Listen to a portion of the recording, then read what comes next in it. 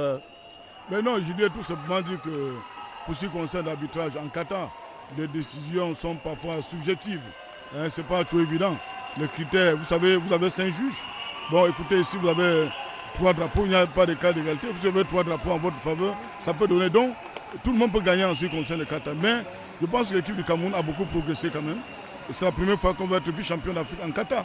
Ça s'est même fait. Il faudra voir cette progression-là. C'est la première fois aussi qu'on est vice-champion en Qatar féminin et masculin. Ça démontre tout simplement, je pense, que ce qu'il faut retenir au-delà du respect sportif. Au niveau, n'est-ce pas, des choses qu'on peut décrier, c'est qu'il y a quand même une progression. Vous savez, les enfants sont en train de progresser et c'est important. Il faut une projection sur Tokyo 2020. Et Tokyo 2020, nous avons la chance d'avoir aligné des jeunes, hein, des enfants, la moyenne d'âge de 17 ans. Et c'est important de savoir qu'avec ça, on peut faire de bonnes choses. Oui, mais maître, il faut dire quand même que la préoccupation des uns et des autres, c'est que ces championnats d'Afrique sont qualificatifs pour les Jeux Olympiques de Tokyo 2020. On a l'impression que nos amis du Maghreb, permettez-moi de le dire ainsi, ont tendance à tout faire quand même pour représenter assez suffisamment l'Afrique et laisser moins de place à l'Afrique subsaharienne. Mais là, moi, je pense que... Je sais que c'est difficile pour vous de répondre à une telle question. Non, c'est pas, il n'y a pas de sujet tabou. Hein. Vous savez, moi, je suis là-bas un ancien arbitre international. Généralement, on ne fera jamais l'unanimité. Je vous le dis sincèrement, on ne fera jamais l'unanimité. Mais au plan africain, je peux vous dire que ceux qui ont gagné jusqu'à présent, ceux qui ont gagné, je vous assure, à 90% ont mérité. Parce que nous connaissons notre classement au niveau africain. Ce qui est sûr dans le combat senior, on va changer la tendance parce que Cameroun senior, quand même, l'équipe du Cameroun a une bonne équipe. Et je pense que ça devrait aller. Donc je pense qu'il faudrait seulement être serein, être calme, ne pas beaucoup porter jugement. Il faudrait aussi que nos gars comprennent. Le règlement d'arbitrage, ça change très vite. Il faut que les gars s'adaptent aux nouvelles règles d'arbitrage. Et ça devrait aller. Donc je pense qu'il y a un travail à faire. Dire que le Maghreb veut seulement prendre toutes les places, je ne pense pas. Je pense que le Maghreb s'est préparé. Il y a un aspect psychologique qui vous fait. Si on vous provoque, vous, et que vous tombez, n'est-ce pas, dans la provocation, ça va être mauvais. Il faudrait qu'on continue à espérer. Maître, maintenant, sur le plan organisationnel, est-ce que vous êtes, vous, satisfait de la qualité de l'organisation? C'est vrai qu'aucune œuvre humaine n'est parfaite. Il y a certainement des imperfections avec notamment ces tableaux d'affichage de score et de chrono qui nous font des infidélités. Mais au niveau de l'organisation, est-ce que vous vous satisfaites aujourd'hui? Ben, je pense que à ce niveau-là, on a fait ce qu'on pouvait. On a la chance d'avoir un très beau palais. Au niveau du monde, c'est un très beau palais. J'étais à l'Open de Paris. Pierre de Coubertin n'atteint pas notre palais. La coupole Alger n'atteint pas notre palais. Je pense qu'on a un beau palais. On a tous les dispositifs qui sont là. Bon, maintenant, certains aléas techniques peuvent, n'est-ce pas, nous amener à ce que les panneaux, n'est-ce pas, ne fonctionnent pas. Mais n'en demeure pas moins qu'on assiste à une bonne ouverture, on assiste à de bonnes parades. Et ma foi, on peut être satisfait parce que tout le monde est content, n'est-ce pas, de cette ouverture. Merci, maître Emmanuel Wakambila. Je rappelle que vous êtes le secrétaire général de l'Union des fédérations africaines de karaté et concomitamment président de la Fédération camerounaise de karaté discipline affinitaire. Merci, maître, d'être passé par ici. On va vous libérer parce que je sais que vous êtes la cheville ouvrière de cette compétition. Ben merci, vous savez que de par ma position de secrétaire général, je dois me mettre au-dessus de certaines conciliations. Ne voit que le karaté africain qui va aller aux Jeux Olympiques, n'est-ce pas, sans mettre un accent particulier sur le cas du Cameroun, même si mon cœur voudrait que le Cameroun l'emporte, mais il n'en demeure pas moins que c'est le karaté africain qu'on va voir aux Jeux Olympiques à Tokyo 2020. Merci à RTM, merci à la princesse, n'est-ce pas, la diva Dinali, n'est-ce pas, qui a déployé trop de moyens, les ressources humaines, le matériel, le matos qu'il a déployé. Je dis merci, sans oublier de faire un coucou à son mari Christian que j'aime.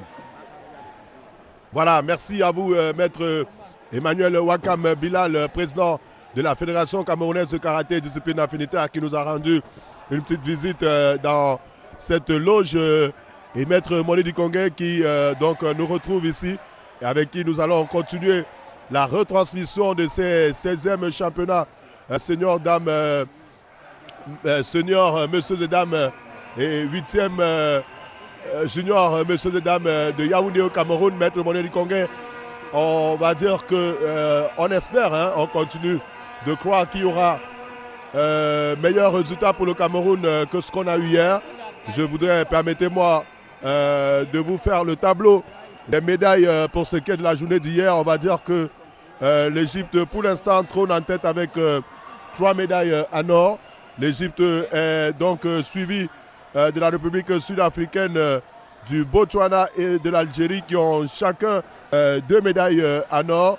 Et pour ce qui est du Botswana, la République sud-africaine, il y a 4 médailles en argent et 2 en bronze. Donc ça fait un total de 8 médailles contre 4 pour le Botswana. Donc 2 en or et bronze. Le Cameroun se classe à la 6e place, on l'a dit, avec 10 médailles, aucune en or, 6 en argent et 4 en bronze. Voilà donc pour ce qui est du tableau des médailles, en espérant qu'il y en aura davantage côté Cameroun. En tout cas, nous on est là pour célébrer le karaté africain, puisqu'il n'y a pas que le Cameroun qui est présent à cette compétition, il y a plusieurs autres nations et on continue de faire vivre cette compétition aux téléspectateurs de la télévision du monde qui se comptent par grand nombre. Et désormais, on est revenu sur le tatami et le Cameroun une fois de plus engagé.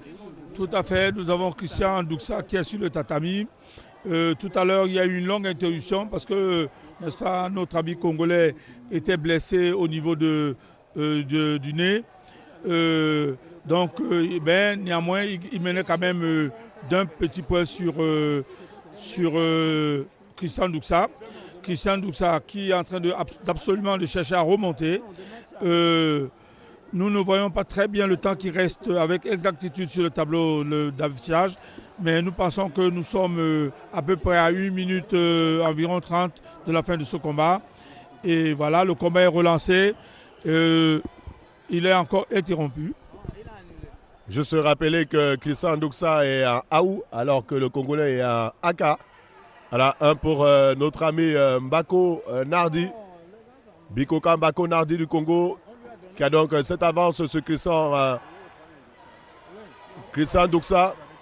Christian qui doit remonter la pente car il est très attendu. Et là, c'est un combat pour une place en finale, Maître Moni du Congo. Non, il s'agit du 2e tour simplement. Il s'agit d'abord du 2e tour. Le Congolais vient de sortir, mais malheureusement, le point risque de ne pas être validé. On va voir ce que vont décider les arbitres. Il n'a pas donné le point, il a juste pénalisé.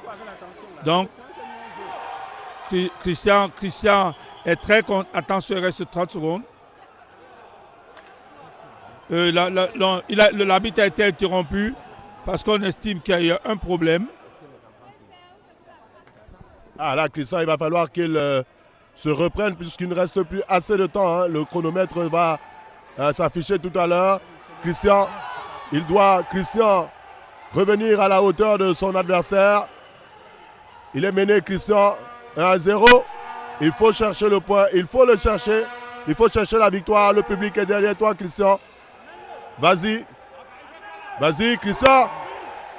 Et là, il y a le point. Christian Douksa vient d'égaliser. Malheureusement, il y a la loi du Saint-Chou.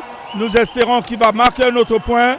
Et ça doit se faire très vite parce qu'il reste quelques dixièmes de seconde là. Christian vient encore de marquer. Christian vient. Malheureusement, ce point n'a pas été validé. Ah non, il reste 54 secondes. Donc le temps de Christian de peaufiner sa stratégie pour pouvoir remonter et gagner ce combat. Il faut que Christian se concentre, qu'il ne se laisse pas entraîner par l'enthousiasme. Voilà. On a donné malheureusement aux Congolais. Ah ouais, le point pour le Congolais, ça fait 2-1. Il reste 41 secondes pour Christian. Il reste 41 secondes pour Christian. Ah là là, le Cameroun, ça demande quand même la qualité de cette compétition, hein, Maître Moni du Congo. Il n'y a pas de petit pays dans cette compétition. Le Congo, Brazzaville, qui vient donc mettre à mal le Cameroun sur ses propres installations. Christian Douksa opposé à Bikoka Mbako Nardi.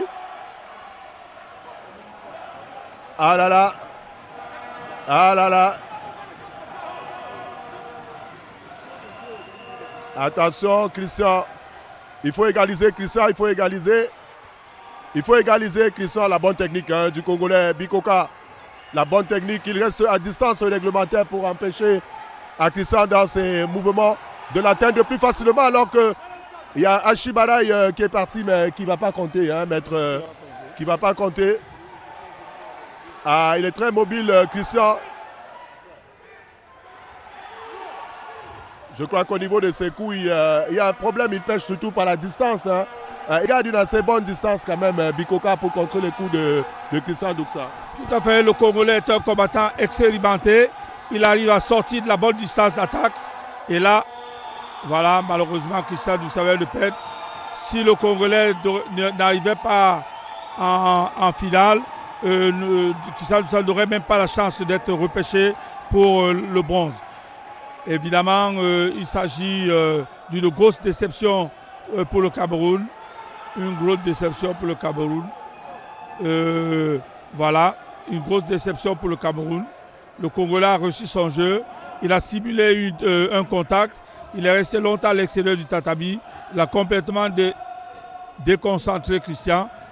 Et la joie de nos amis et frères de Congo-Brazza.